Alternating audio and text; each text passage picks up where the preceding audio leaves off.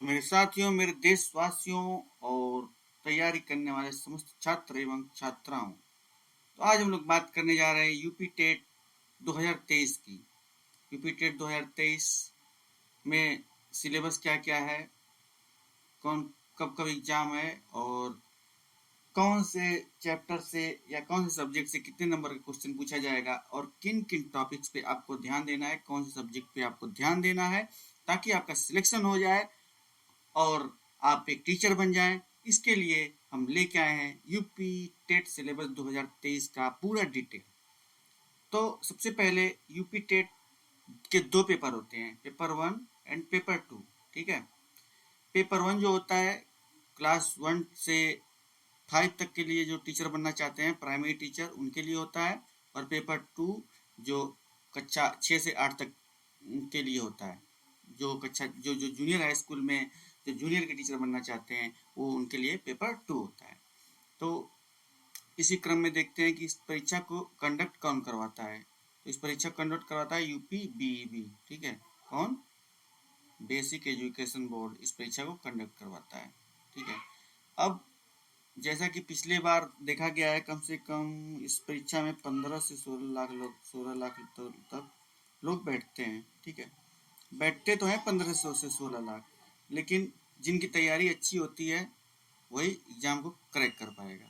15 से 16 लाख बैठने का मतलब ये भी है कि एग्जाम का कट ऑफ बहुत हाई जाता है। ठीक है। इसके लिए अच्छी तैयारी भी होनी चाहिए और एग्जाम कोई टफ नहीं होता है, बस आपको टाइम मैनेजमेंट की आवश्यकता होती है। जिसने टाइम मैनेजमेंट कर लिया, जिसने टाइम पे मॉक टेस्ट पेपर कर लिया, जिसने सही सही क्वेश्चन लगा लिए, जिसने प्रीवियस ईयर के सारे क्वेश्चन सॉल्व कर लिए या जिसका कॉन्सेप्ट जिसने अपना बना लिया, उसका एग्जाम जो है क्लियर हो जाएगा और वह आने वाले समय में एक अच्छा टीचर बन जाएगा। एक समाज का निर्माण तो करेगा ही, साथ अपने परिवार का भरण पोषण भी करेगा और समाज में उसका अच्छा नाम भी होगा।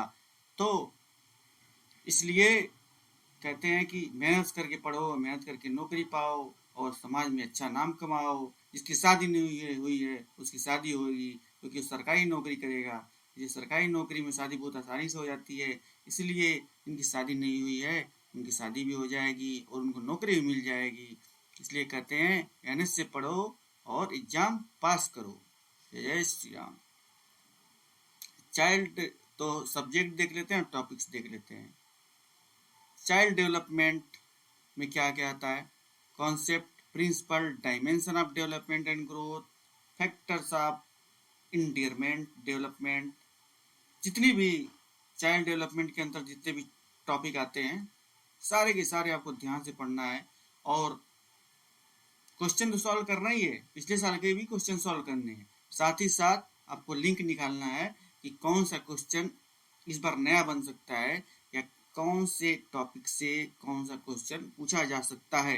जैसे चिल्ड्रेंस लर्निंग, चिल्ड्रेन लर्निंग में क्या हो गया कि चिल्ड्रेन लर्निंग में मतलब कितने फेज में लर्निंग करवाया जाता है, कि कैसे कैसे हम लोग लर्निंग को और आसान बना सकते हैं। और हर एक टॉपिक का इंटरनेट पे जाके सर्च कीजिए तो उसका आपको डिटेल मिल जाएगा।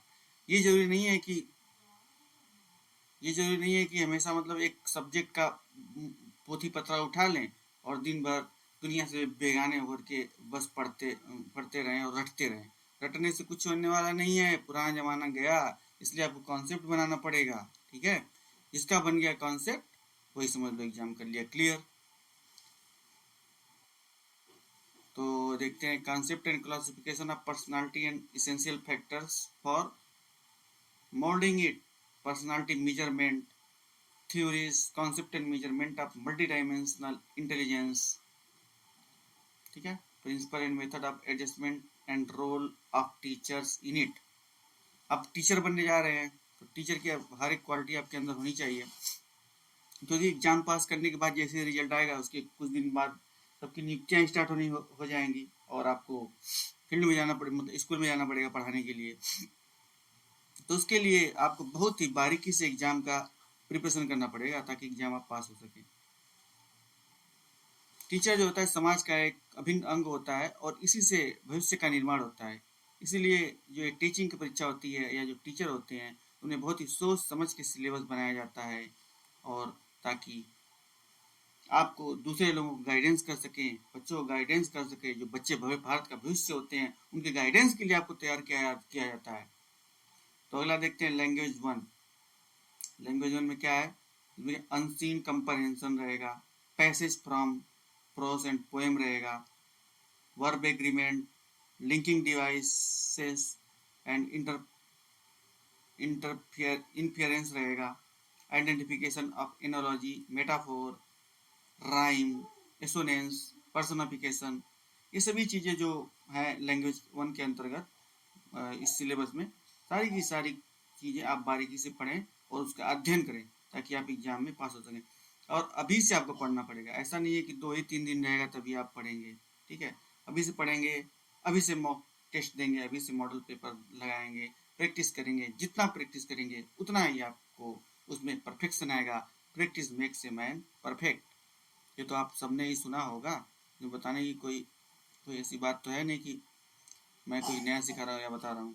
अब लैंग्वेज टू में, लैंग्वेज टू देखिए, language comprehension, parts of speech, active and passive voice, spelling test, common errors, ये बहुत बेसिक चीज़ें हैं जो आपको पढ़ानी पड़ेंगी, वही आपसे एग्जाम में पूछा भी जा रहा है, ठीक है।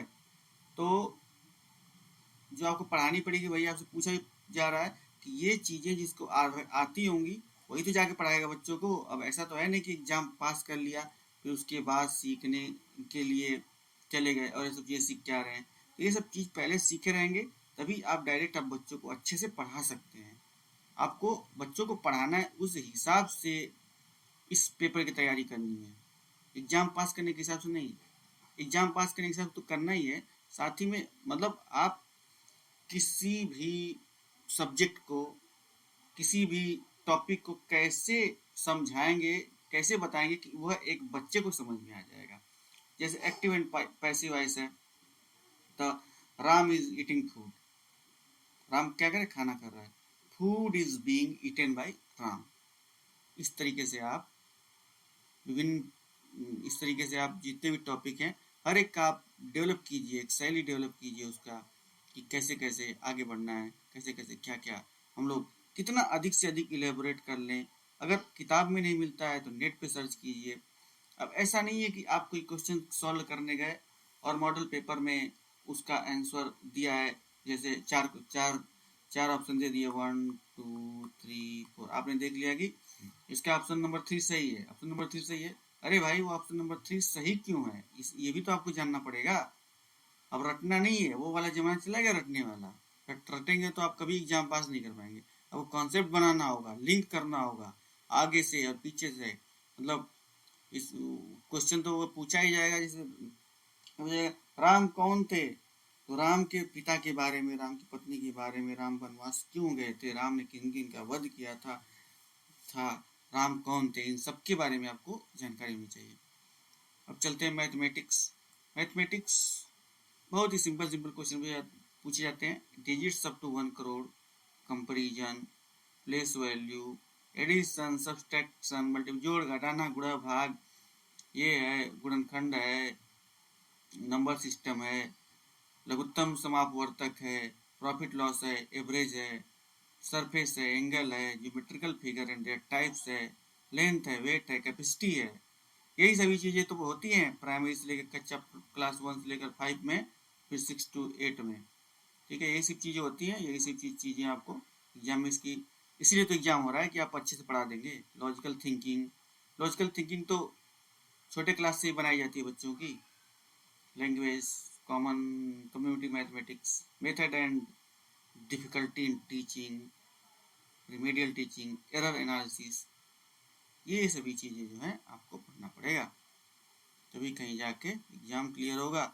और आपको टाइम मैनेजमेंट पर ध्यान देना होगा। टाइम मैनेजमेंट जिसने अपना कर लिया, जिसने कम समय में ज़्यादा से ज़्यादा प्रश्न सॉल्व कर लिए, सिलेक्शन उसी का होगा।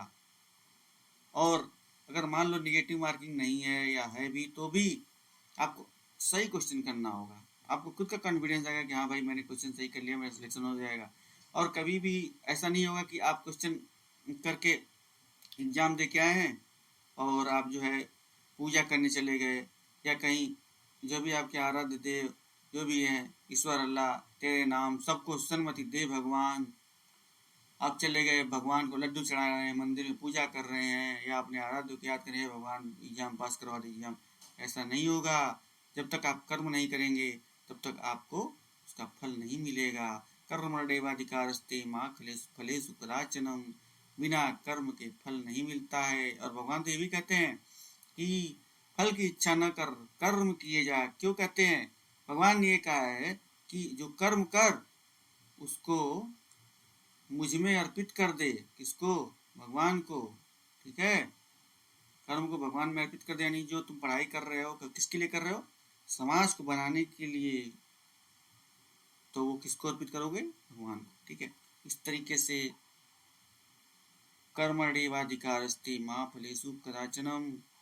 Social studies and science, history, early civilisation, first empire, discovering distant lands, culture, Mughal empire, company rule, the revolt of 1857, 1857 की क्रांति, समाज सुधार, नेशनल और फ्रीडम मूवमेंट, स्वतंत्रता के आंदोलन जो भी हुए थे, post independence India, solar system, earth and it's environment, water, air, territory.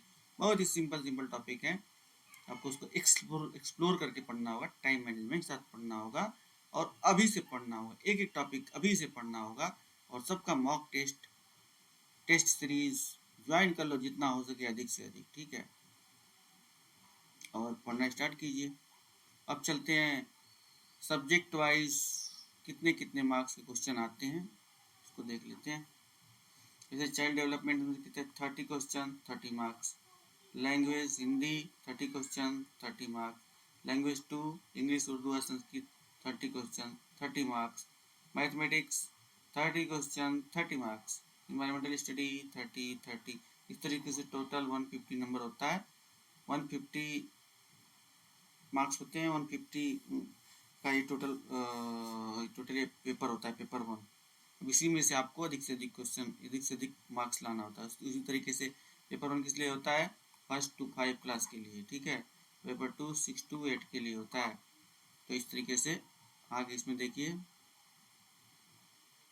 Child development में से 30 में 30, और लैंग्वेज हिंदी में 30 में 30, इधर लैंग्वेज 2 30 में 30, मैथमेटिक्स, साइंस, सोशल साइंस 60 और 60। ठीक है, इस तरीके से आप जो है अपनी एग्ज़ाम की तैयारी कीजिए, और अभी से लग जाइए, तभी एग्ज़ाम पास हो पाए। क्योंकि देखिए, ज़्यादा से ज़्यादा लोग पेपर देते हैं, और ज़्यादा से ज़्यादा लोग, इसलिए कटा भी बहुत ज़्यादा जाएगा। ठीक है, इसलिए जो अच्छे से तैयारी किया होगा, जो टाइम मैनेजमेंट से तैयारी किया होगा, वही इसमें पास हो सकता है और इसका नौकरी पा सकता है।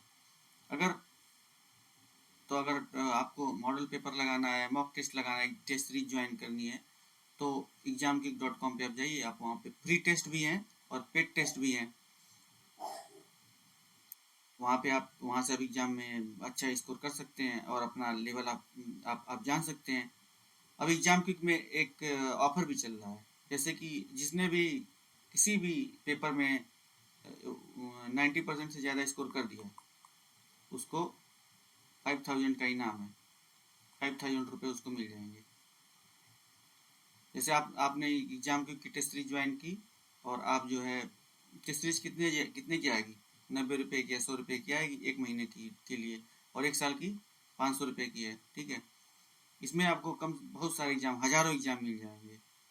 हजार मेगा पैकेज में हज़ारों का एग्जाम मिल जाएगा। इसमें अगर एक टेस्ट सीरीज में आपने अगर पास कर लिया, ठीक है, अगर 90% से ज़्यादा अगर आपके मार्क्स आ गए, तो आपको 5000 रुपये आपके अकाउंट में पेड कर दिए जाएंगे। तो मेरे दोस्तों, मेरे साथियों, और मेरे तैयारी करने वाले साथियों, छात्रों एवं छात्राओं, और भविष्य के शिक्षकों, बहुत बहुत हार्दिक